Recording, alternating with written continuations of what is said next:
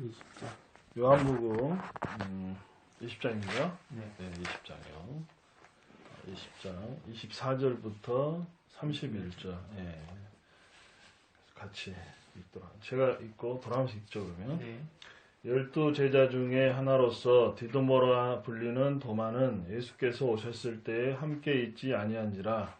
다른 제자들이 그에게 이르되 우리가 주를 보았노라 하니 도마가 이르되 내가 그의 손을 못자국을 보며 내 손가락을 그 못자국에 넣으며 내 손을 그 옆구리에 넣어보지 않고는 믿지 아니하겠노라 하니라. 여드레를 지나서 제자들이 다시 집안에 있을 때에 도마도 함께 있고 문들이 닫혔는데 예수께서 오사 가운데 서서 이르시되 너희에게 평강이 있을지어다 하시고 도마에게 이르시되 내 손가락을 이리 내밀어 내 손을 보고 내 손을 내밀어 내 옆구리에 넣어보라. 그리하여 믿음 없는 자가 되지 말고 믿는 자가 되라. 도마가 대답하여 이르되 나의 주님이시여 나의 하나님이시니이다. 예수께서 이르시되 너는 나를 본 고로 믿느냐 보지 못하고 믿는 자들은 복되도다 하시니라. 예수께서 제자들 앞에서 이 책에 기록되지 아니한 다른 표적도 많이 행하셨으나 오직 이것을 기록함은 너희로 예수께서 하나님의 아들 그리스도이심을 믿게 하려 함이요 또 너희를 믿고 그 이름을 힘입어 생명을 얻게 하려 함이니라. 아멘. 저번 주에 이제 목사님께서 금주 이제 목사님께서 이제 설교하신 내용이에요. 네? 이렇게 좀 생각나는 게 있으신가요? 집사님 어떤 거 생각하시는지 설교 내용 중에서. 저는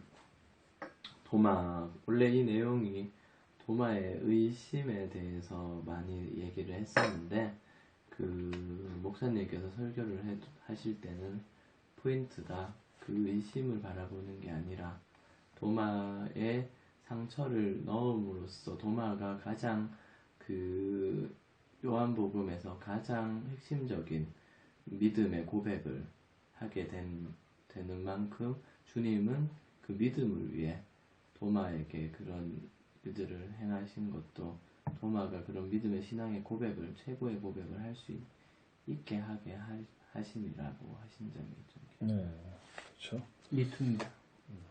미투. 그래요, 미투. 네. 예, 한번 24절부터 이제 이렇게 31절을 이렇게 자세히 보시면 이제 성경을 이렇게 이제 그 이해하는 방법 또 공부하는 방법에 대해서 오늘 좀 설명을 좀 드리고, 네. 예, 그래서 여러분들 큐티를 한다든가 또 성경을 읽을 때 이렇게 쉽게 넘어가기 쉬운데 이제 어떻게 하면 성경을 잘 이해할 수 있는가 그걸 제가 오늘 좀 말씀드리려고 그래요. 그럼 24절부터 32절 1절까지 중에서 가장 많이 나오는 단어가 뭘까요?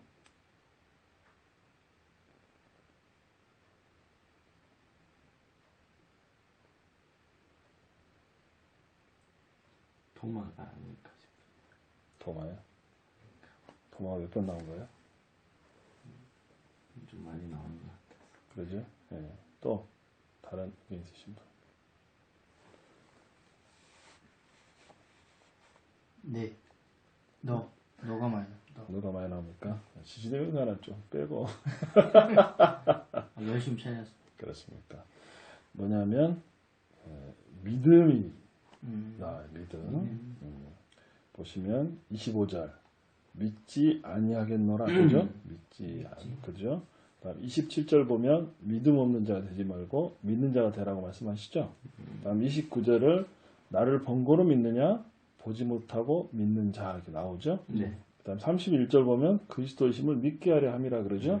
그다음에 또 너희로 믿고 그 이름을 힘입어 생명을 얻게 하려 함이니라 그렇죠? 네. 그러니까 성경을 보면은 항상 이게 책이거든 책. 그럼 저자가 어떤 의도를 가지고 쓴단 말이에요. 그래서 항상 핵심이 되는 건 뭐냐면 가장 강조하고 싶은 말들을 할 때 그 단어가 많이 사용돼요. 특히 이제 사도 바울 같은 경우도 이제 전에도 한번 설명드렸지만 강조하고 싶으면 그 단어를 한 10절 안에 한 10번도 더 쓴 적도 있고 그래요. 계속 강조하죠. 그러니까 우리가 중요한 건 계속 강조를 하잖아요. 그래서 오늘의 이제 이 주제는 믿음이죠, 믿음. 그러니까 이 본문의 주제는 실은 이제 이 도마의 사건을 이제 요한복음은 요한 사도가 기록을 했죠, 그죠? 예.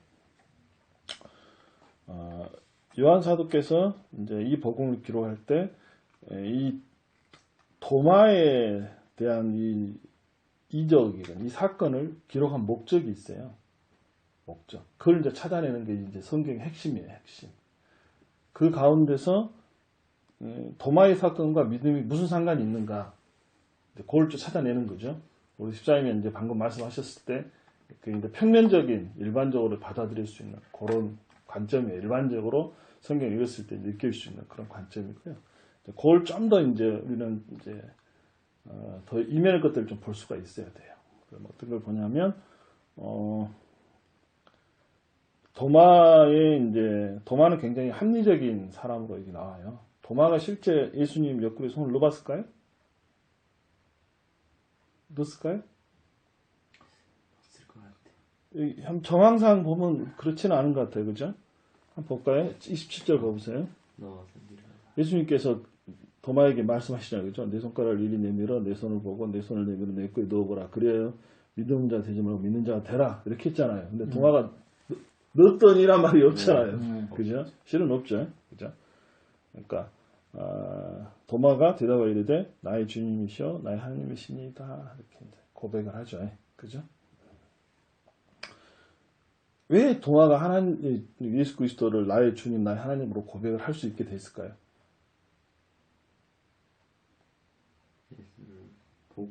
보고 부활하신 예수 그리스도를 봤잖아요. 그죠?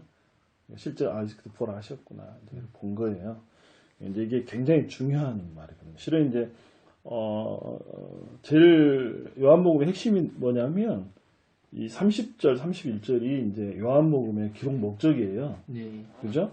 자, 다시 같이 한번 읽어볼까요? 시작. 예수께서 제자들 앞에서 이 책에 기록되지 아니한 다른 표적도 많이 행하셨으나 오직 이것을 기록함은 너희로 예수께서 하나님의 아들 그리스도이심을 믿게 하려 하며 또 너희로 믿고 그 이름을 힘입어 생명을 얻게 하려 하심이니라. 그죠? 예. 그러니까 이제 이 책들에 많은 기적들, 표적들을 기록을 했고, 그러니까 이것도 하나의 도마도 이제 표적이에요. 그러니까 왜 이걸 기록했냐? 기록한 목적이 뭐냐? 뭐라고 나와요? 이 책을 기록한 목적이 예수 그리스도를 믿게 하랴. 그렇죠. 예. 예수 그리스도를 믿고 또 그 이름을 힘입어서 생명을 얻게 하랴. 그죠? 그러니까 예수께서 하나님의 아들 그리스도이심을 믿게 하는데 목적이 있는 거예요. 요한복음 기록은. 그죠? 네. 그리고 이거를 통해서 1차적인 믿음을 유발시키는 게 그거고요. 2차적으로 뭐냐면 너희도 믿어라. 그거를. 그리고 세 번째 믿음을 통해서 그 이름을 힘입어 생명을 얻게. 그렇죠. 요게 이제 키포인트가 되는 거예요. 그러니까 우리의 믿음이 간 어디로부터 출발하고 무엇을 믿어야 되는가를 이야기를 하고 있는 거예요. 그러니까 요 요한복음은 약 AD 90년에서 100년 사이에 기록이 됐어요. 그러니까 예수께서 죽으신 지 50년 넘게. 그러니까 사도 바울이 기록된 복음서들은 보통 45년에서 60년대 중반까지 기록됐어요. 사도 바울의 나이가 예수님과 비슷해요. 그죠? 사도 바울이 그 전도여행을 떠날 당시에 나이가 50대예요. 50대. 60대 후반에 죽어요. 사도 바울이. 네로항제 때 죽거든요. 그러니까 거의 이제 뭐 디도서 뭐 이렇게 이제 목회서신을 기록할 때가 거의 이제 마지막 그 죽기 얼마 전에 그렇게 기록한 거거든요. 그러니까 사도의 그 뭐랄까 그 연미랄까 또 그 내면에 있는 생각들이 막 품어져 나오죠. 그러니까 그걸 한번 그 생각을 해보면 사도 바울이 얼마나 이렇게 열심히 하나님 복음을 선포했는가 알 수가 있어요. 그러니까 뭐냐면 이 요한복음이 좀 어렵죠. 신학적인 이렇게 어떤 상황을 기록한 것보다는 굉장히 예수 그리스도의 어떤 그 말씀을 굉장히 많이 설교 내용이 길고 많이 들어가 있잖아요. 어떤 상황 중심이 아니고 사건 중심이 아니고 실은 예수 그리스도의 이제 광합, 복음, 그러니까 말씀 설교하신 그 내용들을 많이 기록을 했잖아요. 그러니까 후대에서는 이제 어떤 그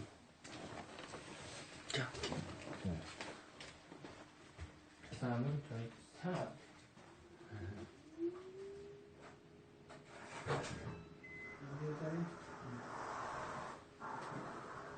시작했어요. 다 끝나가요. 다 끝나가.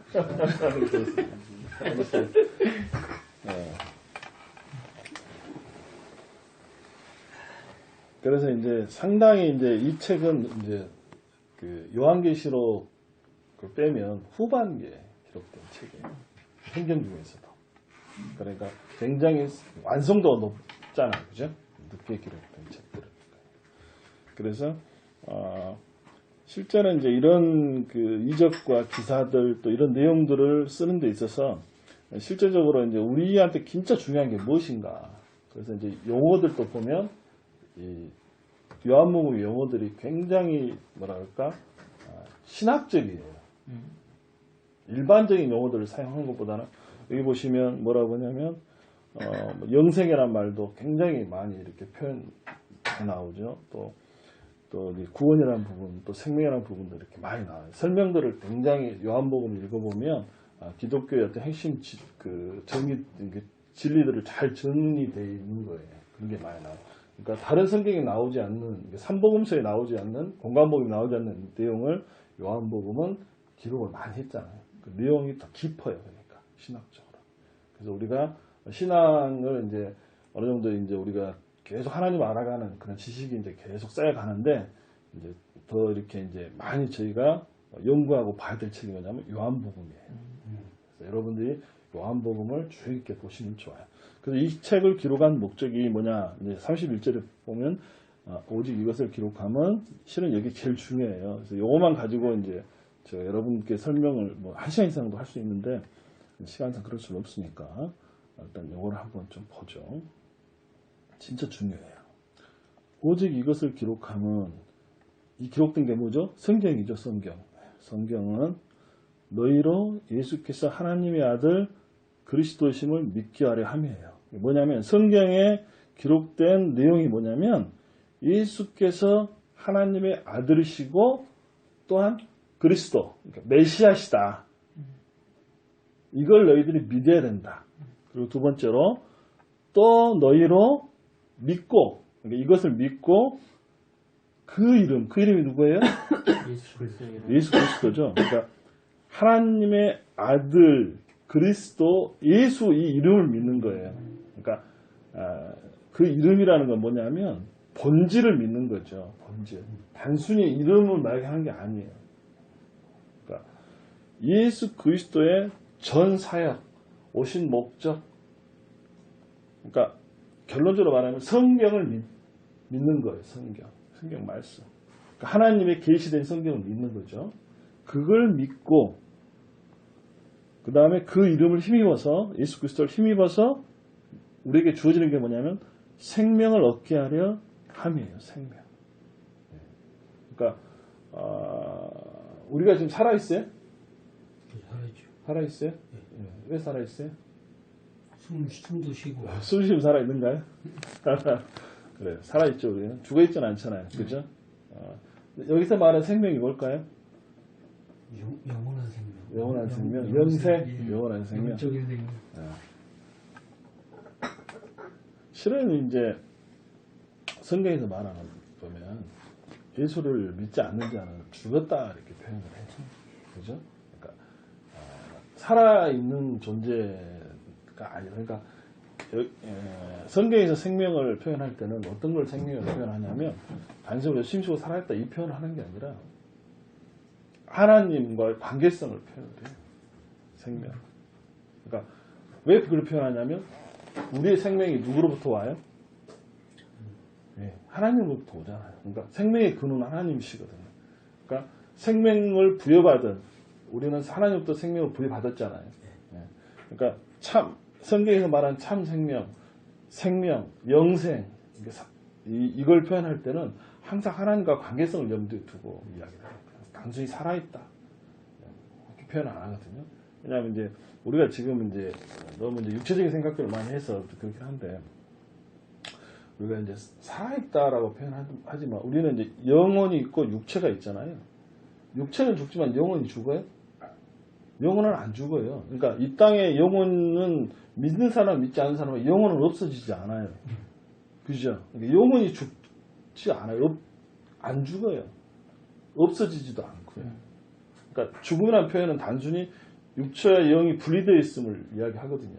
그죠? 우리가 일반적인 자연적인 건 그렇잖아요. 근데 여기서 말하는 생명은 영혼과 관계된 생명을 말하는 거예요. 그러니까 영혼이 없어지지 않잖아요. 영혼이 죽음이라는 건 없어요. 그러니까 영혼이 죽었다는 거 뭘 말하느냐? 예, 예수를 믿지 않는, 다른 말로 하면 하나님과 분리되어 있음, 하나님으로부터 버림받았음, 분리되어 있음을 표현한 거거든요. 이게 이제 실제적으로 그러니까 모든 생명이 그런 하나님과 연결이 되어 우리 생명이 있는 건데 그걸 분리되어 있다. 그래서 이제 그걸 사망이라고 하니까 우리가 이제 성경에서는 이제 말씀한 사망은 다 그걸 말하고 있는 거예요. 단순히 영혼과 육체가 분리되어 있으면 이걸 말하는 게 아니에요. 성경은 항상 생명을 말할 때는 거의 대부분이 다 육체적인 생명의 삶을 말하지 않고 아까 말했듯이 하나님과 인간과의 분리됨을 이야기해요. 중요한 게 뭐냐면 이제 오늘 말씀드리고 싶은 뭐냐면 믿음이 과연 어떻게 오는가 그거에 대해서 오늘 설명을 잠깐 드리고 마치려고 해요. 오늘의 주제는 믿음이 오늘 24절부터 31절까지 믿음이 7번 나오거든요. 7번이 나와요. 그러면 이 믿음이 과연 믿음의 본질이 무엇인가? 과연 우리가 믿는데 우리가 뭘 믿는가? 또 어떻게 믿어야 되고 믿음의 결과가 무엇인가? 우리가 이제 쉽게는 이야기하죠. 예수 그리스도 믿음을 믿고 우리가 믿으면 다 구원을 받는다 이렇게 이제 이야기를 하는데 실제적으로 들어가서 세부적인 삶들, 그러니까 그 내용들을 이야기를 해보라 그러면 이야기를 못해요. 그걸 구체적으로 이야기를 하면 이게 너무 그러니까 그 표면적으로만 들어서 그 이면의 깊은 의미들을 잘 모르거든요. 그래서 그걸 조금 여러분들께 좀 설명하고 오늘은 마쳤으면 좋겠어요. 실은 이제 우리가 믿는다, 그러면 제가 옛날에 표현은 말씀드렸죠. 예수 그리스도만 믿는다는 게 믿음이라고 말씀드렸잖아요. 다른 건 믿지 않고 우리가 내 자신, 내 힘, 내 재물, 내 가족, 내 직장, 내 건강을 믿는 게 아니고 오직 예수 그리스도만 믿는다. 이건 이제 믿음의 행위적 관점에서 제가 설명을 드린 거고요. 이제 적용적 관점에서 말씀드린 거고 실체적인 믿음은 뭘 믿느냐? 예수 그리스도를 믿는 거거든요. 예수 그리스도를 뭘 믿냐면 그러니까 예수 그리스도의 그 전부를 믿는데 실은 그 본질이 뭐냐면 말씀을 믿는 거예요. 계시된 말씀. 이게 믿음의 본질이에요. 그러니까 믿음이 성장되어지려면 믿음이 생기려고 그러면 뭐로부터 출발하냐면 그렇죠. 성령님과 말씀을 통해서 우리가 믿음이 생겨지는 거거든요. 믿음이. 그러니까 말씀이 없이는 믿음이 있을 수가 없어요. 인간은 기본적으로 믿음이 생기려면 지정의가 한꺼번에 일어나야 되거든요. 지식적으로 들어야 되고 정적으로 말씀을 느껴야 되고 내 의지적으로 받아들여야 돼요. 그렇지 않으면 믿음이 생겨날 수가 없어요. 그러니까 항상 성경 말씀을 믿지 않으면 성경 말씀을 믿음의 근본을 두지 않으면 그 믿음은 의미가 없어요. 그러니까 믿음이 생겨난 것도 성경 말씀을 통해서인 거고 믿음이 성장되어지는 것도 성경 말씀을 통해서예요. 믿음의 종국도 결국은 성경 말씀이에요. 왜 그러냐면 이 성경 말씀이라는 게 하나님의 자기 계시고 하나님의 말씀이거든요. 우리가 하나님을 알 수 있는 방법은 성경밖에 없어요. 그러니까 성경을 통해서만이 우리가 참 믿음을 소유하고 내가 어떤 하나님을 만나야 되는가 또 내가 만난 하나님을 어떻게 섬겨야 되는가가 성경 말씀에 막 기록되어 있지 않아요. 우리가 알 수 있는 방법은 성경밖에 없어요. 그러니까 성경을 항상 모든 것에 최우선으로 해야 돼요. 그리고 우리가 항상 염두에 될 거냐면 내 경험에 두지 마세요. 내가 보는 거는 내가 느끼는 거는 착각이 많아요. 가려지는 게 많고 외부적으로 들어오는 게 많아요. 그러니까 우리가 이제 어떨 때는 뭐 좀 이적도 있었으면 좋겠고 방언도 했으면 좋겠고 기도하면 좀 이렇게 잘 들어줬으면 좋겠고 뭐 이렇게 좀 외적인 것들을 보아주면 더 이렇게 믿음이 성장되어지려고 하잖아요. 근데 결국에 믿음의 본질은 뭐냐면 말씀 속에 나타난 예수 그리스도를 내가 정말 그 약속을 붙잡고 사는 거예요. 성경에서 계속 말씀드린 게 뭐냐면 약속을 붙잡는 삶이거든요. 그 약속을 우리가 붙잡고 가는 거예요. 그러니까 나를 구원하신 예수 그리스도. 우리는 그러니까 여기서 이제 두 가지만 줄여서 말씀드릴게요. 도마가 28절에 보면 도마가 대답하여 이르되 나의 주님이시요 나의 하나님이시니라 그랬잖아요. 네. 이게 요한복음의 종국이냐면 요한복음 1장 1절에 뭐라 그래요? 최초의 말씀이 계시죠. 네. 그 다음에 그 말씀은 곧 하나님이시죠. 그죠. 그거를 누가 고백해요? 요한. 그거를 최종적으로 누가 고백? 그 도마가 고백하는 거예요. 그러면서 맞춰지는 거예요. 이게 왜 들어간지 알겠죠. 그러니까 요한복음에서 요한 사도 요한이 태초의 말씀이 계시냐 이 말씀이 곧 하나님 같겠으니 이 말씀은 하나님 신이라고 첫 구에 두잖아요. 이 1장 1절에 이제 선포를 하거든요.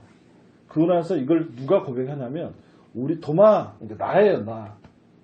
신자들. 우리 모두가 예수 그리스도의 부활을 통해서 이걸 참 하나님, 예수 그리스도 참 하나님이시구나를 고백하는 거예요. 이거는 이제 그 과정인 거예요. 쭉 그걸 풀어가기 위한 과정인 거예요. 그리고 이걸 믿는 믿음을 통해서 우리가 구원을 받고 새 생명을 얻는 거예요. 여기에 이제 요한복음에 있을 때 종결이고 이제 이게 핵심이고 마지막이에요. 이게. 그러니까 이걸 왜 거기다 배치하고 두는 가 사도 요한은 이제 나중에 조금 이제 기회가 되면 요한복음을 좀 깊게 공부를 해보면 7가지 이적이 나와요. 또 7가지 표적, 7가지 기적, 뭐 이렇게 막 상황도 777에 이렇게 나오는데 또 7가지의 어떤 이제 에고의 의미에서 나는 뭐 양이다, 문이다, 뭐 이렇게 표현, 7개예요. 또 이적도 7개고, 그러니까 이렇게 일부러 배치를 했어요. 설명하기 위해서. 그래서 결론은 뭐냐면 예수 그리스도가 하나님이시다. 너희들이 예수 그리스도를 통해서만이 너희들이 구원을 받을 수 있다. 이거를 이야기하는 거죠. 그러니까 굉장히 이제 어렵죠. 이게 요한복음은 그래서 어려운 거예요. 다른 3복음서는 상황을 기록했지만 이게는 뒤에 숨겨진 의미들이 있단 말이에요. 그래서 어려운 거거든요. 그래서 여러분들이 이제 그거를 하실 때 공부를 하실 때 조금 이제 그런 것들을 참 그 염두에 두시고 하셔야 되고요. 그 요한복음 17장 3절 마지막으로 읽고 한번 원만 설명하고 제가 마칠게요. 요한 읽어주세요. 17장. 네, 요한복음 17장 3절이요. 읽으시죠. 네, 한번 읽어보시죠. 영생은 곧 유일하신 참 하나님과 그가 보내신 자 예수 그리스도를 아는 것이니이다. 그죠? 영생이 뭐라고요?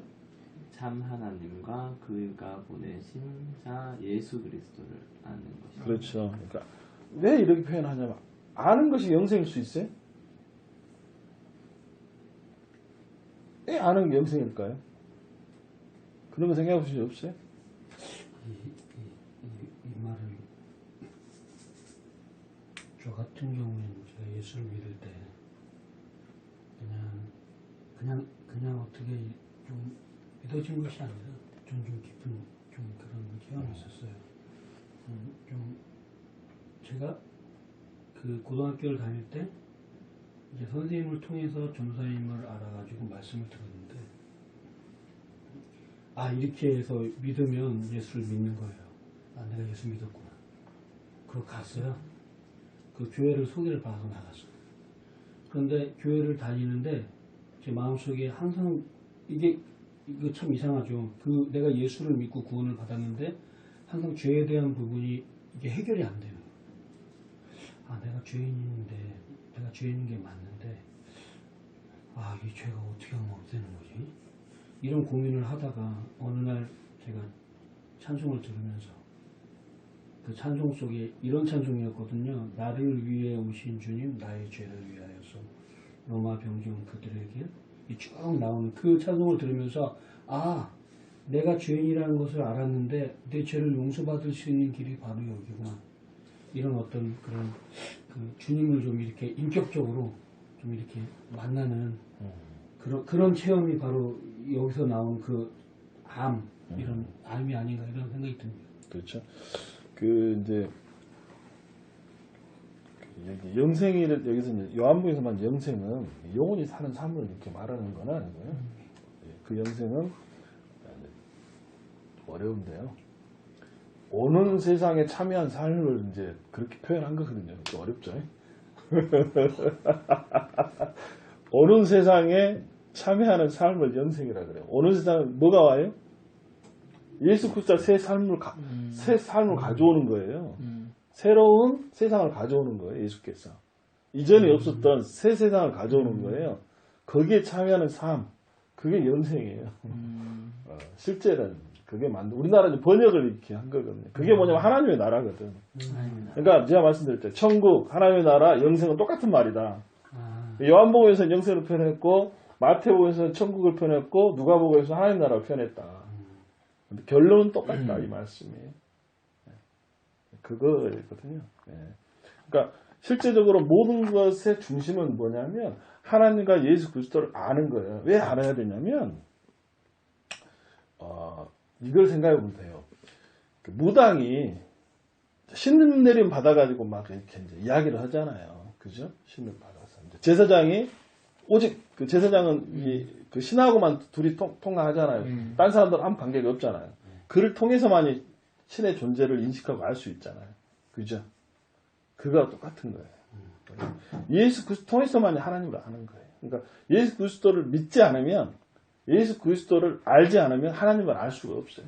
하나님을 알려면 성경 말씀을 통해서 예수 그리스도를 아는 거고 왜 예수 그리스도를 통해 알아야 되냐면 생명의 근원이 하나님이시고 그 하나님을 통해서만이 우리가 생명을 얻기 때문에 그런 거예요.